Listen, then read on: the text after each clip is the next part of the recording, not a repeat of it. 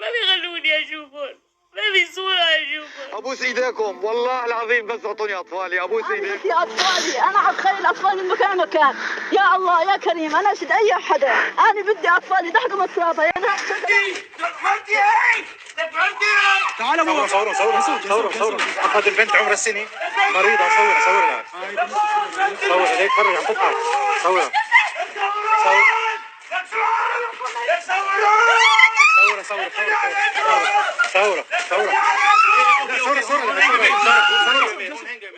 السلام عليكم ورحمة الله.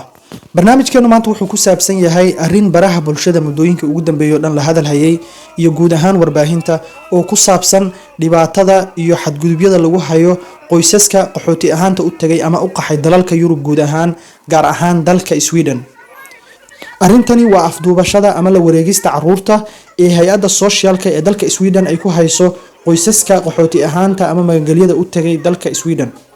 arrinta la wareegista ama qaadashada caruurta ma ahan mid ku cusub bulshada Soomaalida ee waxay socotay 30 sano ee la soo dhaafay guud ahaan dalalka Yurub gaar ahaan dalka Sweden oo noqday wadanka ugu daran oo dhibaatada ay kala kulmayaan waalidiinta caruurta dhalay. hadda waxa arrinta soo cusboonaysiiyay muddooyinkii dambe in dhibaatadii Soomaalidu ay ka sheeganayeen 30 sano ee la soo dhaafay tan iyo markii ay u qaxeen dalalka Yurub in lagu hayo isla dhibaatadii iyo mid ka daran dadka qaxootiga cusub ee ka yimid dalalka Carabta gaar ahaan dalka Suuriya oo dad aad u fara badan ay ka qaxeen dalalka Yurub ayagoo magangeliyo biday dalka Sweden iyo dalal kale oo kamid ah wadamada Yurub. waxaa baraha bulshada qabsaday hashtag loogu magac daray Jooji afduubashada caruurteena oo ka hadlaya waalidiinta iyo qoysaska caruurtoodii lagala baxay ama laga qaatay ayagoo sabab laga dhiganayo waxyaabo ayna suuragal ahayn in lagu kala geeyo caruurta iyo waalidiintooda. يا الله يا كريم انا اشد اي حدا، انا بدي اطفالي تحكم الصلاه انا والله درجة الحرارة ناقص 40 تحت الصفر في هاي البلد. قلت الحمد لله بأمان. أنا فيديوغاني wuxuu ka mid yahay fiidiyoyaasha aad ugu faafay baraha bulshada waa laba waalid oo caruurtoodii lagala wareegay kadibna hay'adda socialka ay u soo laabatay ilmo caloosha ku jiray oo hooyadu ay caloosha ku siday oo markay isbitaalka ku dhashay isla daqiiqadiiba ay ka qaateen. aabihii iyo hooyadii ayaa waxay barooranayaan isbitaalka hortiisa isagoo aabuhu uu sheegayo inuusan il saarin caruurtii cusbeed ee u dhalatay. dhibaatadu kuma eka kaliya xanuunka soo gaaraya waalidiinta caruurtooda lagala wareegay laakiin waxa waalidiintu sidoo kale ka qaylinayaan goobaha caruurta la geeyo marka waalidiintooda laga qaato. inta badan caruurtu sida la sheegayo waxay maraan laba goobood. goobta koobaad waa meel u gaar ah hay'adda socialka oo caruuraha markii waalidkooda kala wareegto ay geyso. goobtaas oo dadku inta badan ay ku tilmaamayaan inay la mid tahay xabsi oo ilmuhu inta badan ay ka qaadaan xanuuno nafsi ah ayagoo waliba qaarkood la sheegay inay isdilaan. goobta labaad ee caruurta la geeyo waa guryo ama qoysas ay hay'adda socialka heshiis kula jirto oo caruurta markay soo qaado ay ku wareejiso kadibna ay barbaariyaan ama ay soo koriyaan. dhibaatooyinka ugu badan ee caruurta ay la kulmaan marka qoysaskaas loo geeyo waxaa ka mid ah xadgudub, cunsuriyad iyo waliba kufsi joogto ah oo caruurta lagu hayo. maqaalkan aad u jeedaan wuxuu ka hadlayaa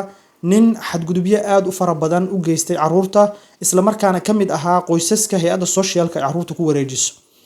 waxaa lagu eedeeyay inuu geystay xadgudubyo gaaraya 178 oo ka dhan ah caruurta loo gudbiyay ama loo dhiibay oo hay'adda socialka ay ku wareejisay. haddaba su'aasha isweydiinta mudan ayaa ah maxaa keenay hay'adda socialka ee dalka Sweden iyo wadamada kale ee Yurub intaba inay qaabkan arxan darrada ah ula dhaqmaan waalidiinta iyo caruurtoodaba.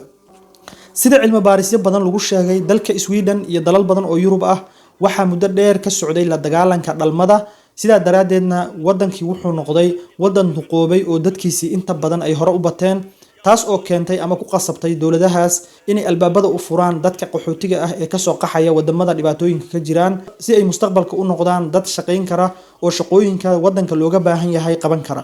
laakiin dhibaatada ay dareemeen ayaa ah in dadyowga soo qaxaya oo wadamada kale ka imaanaya inta badan ay yihiin dad diimo iyo dhaqamo ka duwan kuwa ayagu ay haystaan wata oo wadanka la imaanaya. taasna waxay keentay inay qorshayaal u degaan in la dhalan rogo ama la dhaqan gediyo caruurta ku dhalanaysa wadanka ama kuwa ayagoo yar la keeno. waxyaabaha cadeynta u ah arrimahan waxaa ka mid ah qoraalkan oo kale oo ku qoran website dawladda Sweden ay leedahay oo si cad u sheegaya in 25 milyan oo dollar la siinayo xaafadaha iyo gobolada si ay uga shaqeeyaan waxa ay ugu yeereen la dagaalanka dhibaatooyinka lagu geysto magaca sharafka. Arrintan macnaheedu waxay tahay in waalidka lagala dagaalamo inay ilmahooda u tarbiyeeyaan qaab waafaqsan dhaqamadooda ama diintooda oo ka duwan qaabka ay rabto dowladda Sweden ama hay'adda socialka ee Sweden in carruurta loo soo barbaariyo. waxyaabaha la yaab kale ee bulshada loo sheegay waxaa ka mid ah in tusaale ahaan haddii hooyadu ay gabadha ku waaniso ama ay ku wacyigeliso ku tarbiyeyso inaysan wiilasha la saaxiibin oo aysan u raacin goobaha lagu caweeyo oo kale in arrintaas loo macnaysanayo inay tahay in hooyadu ay doonayso inay ilmaha ka go'doomiso bulshada intooda kale sidaas darteedna ay tahay hooyadaas iyo waalidkaas in loo aqoonsado inay yihiin waalid aan u habboonayn inay carruurta soo tarbiyeeyaan.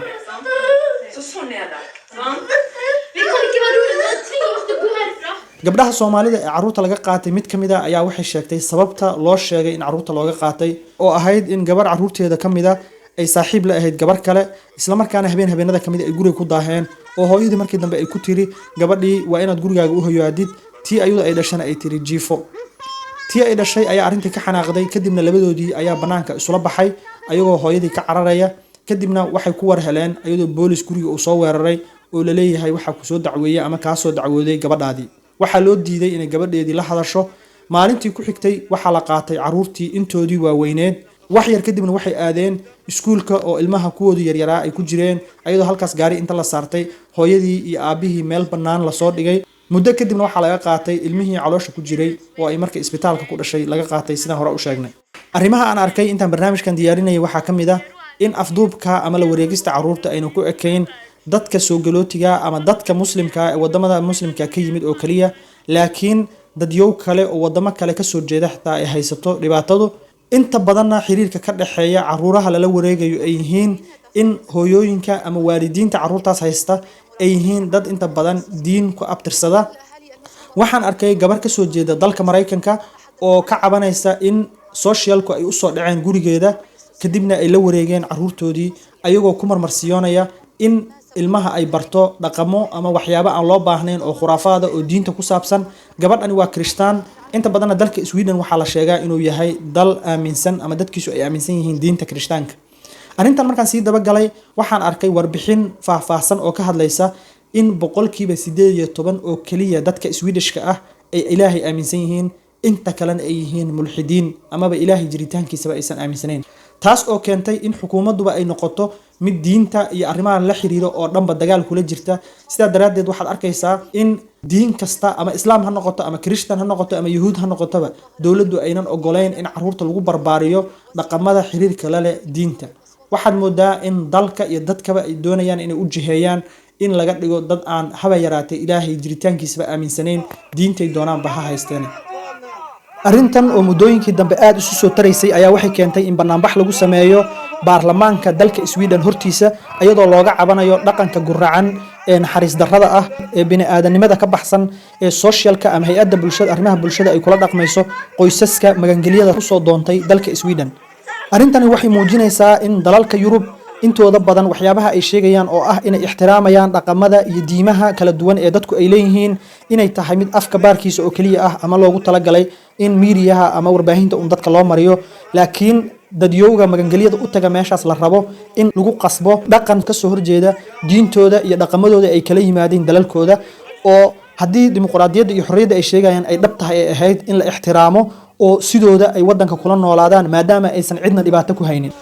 iskuulada oo kale waxaa arkaysaa in carruurtii lagu barayo waxyaabo ka soo horjeeda dhaqankii iyo diintii ay aaminsanaayeen sidoo kale waalidiintii ama ahalkii iyo qoysaskii in la isku diro oo la yiraahdo gabdhihii oo kale iska celi ninka la dagaalan ha ogolaanin inuu kuu taliyo iyo waxyaabo lamid ah. waa jiraan niman dhaqan xun oo ku xadgudba xaasaskooda iyo qoysaskooda laakiin arrintani waxaa marmarsiyo looga dhigtay in conflict laga dhex sameeyo ama iska horimaad laga dhex sameeyo labadii qof ee noloshu ka dhaxaysay taasina ay keentay in qoyskii burburo kadibna carruurtii meel bannaan laga qaato oo ay ayagu u tarbiyeeyaan ama u soo koriyaan qaabka ay doonayaan. dhibaatadan oo in muddo soo taagneed waxaad moodaa haddii waalidiintu ay iskaashadaan amaba ay noqdaan cudud laga haybaysto inay noqon doonto in arrintooda dib loo fiiriyo maxaa yeelay waxay leeyihiin cod. tusaale ahaan marka doorasho jirto oo kale inay saameyntooda muujiyaan inay ayagu isla jiraan sidoo kale ay warbaahinta isticmaalaan waxay ka mid tahay waxyaabaha caawin kara ama keeni kara in ay ka hortagaan xadgudubka waalida ah iyo boobka lagu hayo carruurta oo carruurta qaarkood xitaa ay ka qaylinayaan qaabka uu socialku ula dhaqmayaan oo moodo in mujrimiin lasoo qabanayo askar ay usoo kaxaysanayaan. ilaahay ha magan geliyo dhammaan qoysaska muslimka ah iyo kuwa kale oo ayaga naftirkooda la dulmiyay ee dhibaatada lagu hayo. intaas ayaan kusoo koobayaa barnaamijka maanta. waxaan idinka codsanayaa in arrimahan iyo wax la xiriira oo aad aragtida ka leedihiin aad ila wadaagtaan qaybta commentiga, sidoo kale aad share dhahdaan videogan iyo waliba subscribe. aad iyo aad ayaad u mahadsantihiin. wassalaamu calaykum waraxmatullaahi wabarakaatuh.